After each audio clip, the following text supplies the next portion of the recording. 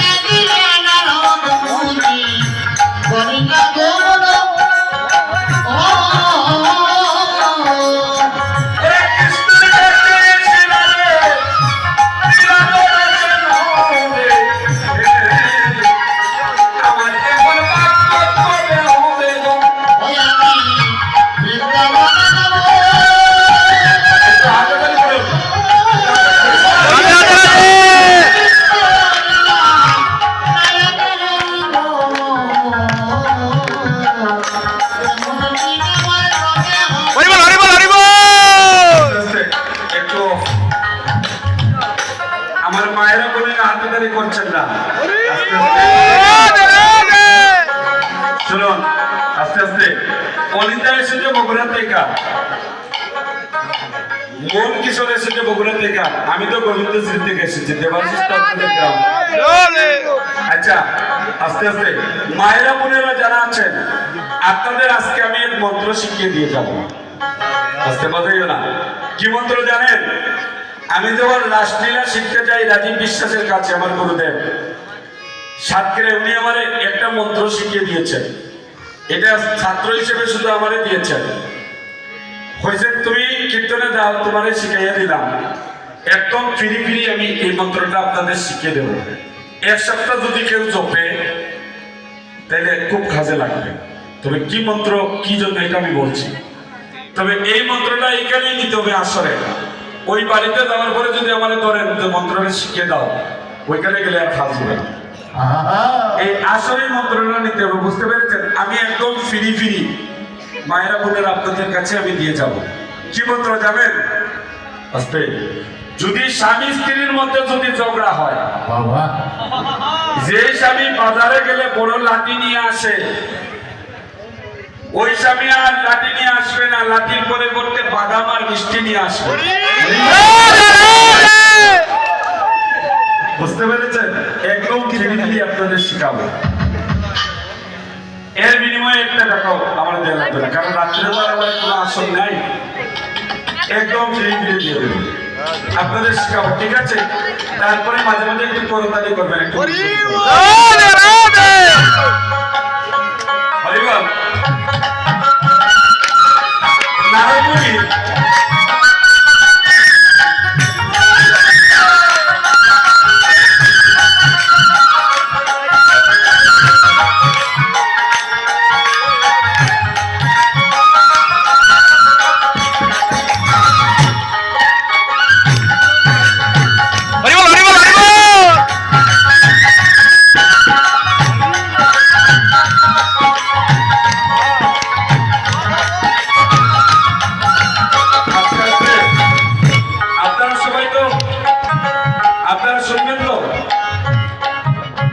ওই পিছনে একজন ঘুমাচ্ছিলেন যখন কিরিকিরি মন্ত্রের কথা শুনেছেন দিব তখন একটু কাটার একটু চাকরি দিচ্ছে দেখুন আস্তে আস্তে আমি গতরাত্র অভিষেক জুড়ি থেকে সূর্য পূজা অভিষেক কীর্তন পরিবেশন করে এক কীর্তনে মানে পাল্য পরিবেশন করে গিয়েছি ওই দিন গতকালকে সূর্য পূজা অভিষেক পরিবেশন করে আবার প্রায় 3টা বেজে গিয়েছে 2:30-3টা মন্ত্রবেদে কীর্তন করে আবার এখানে এসেছি তো বলতে পারবেন আপনারা বলতে পারেন যে মনে হয় মনোরঞ্জন টাকার জন্য কীর্তন করে আসলে এটা একটা এমন একটা ভক্তি নিশা হয়ে যায় আপনাদের আমি একদম ফিরিয়ে দেবো 100% কাজে আসবে আর যদি কাজে না আসি পাশে যদি কীর্তনে আসে এবারে বাইতে বেরাবে ঠিক আছে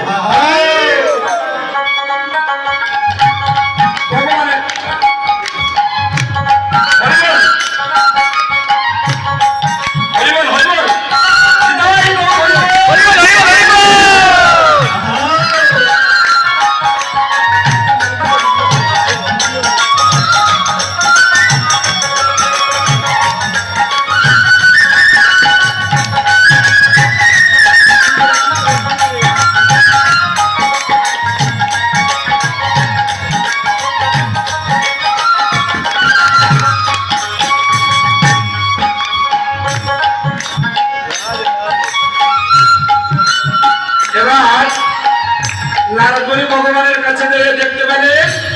ভগবান শ্রীকৃষ্ণ দুনায় গড়াগড়ি করছেন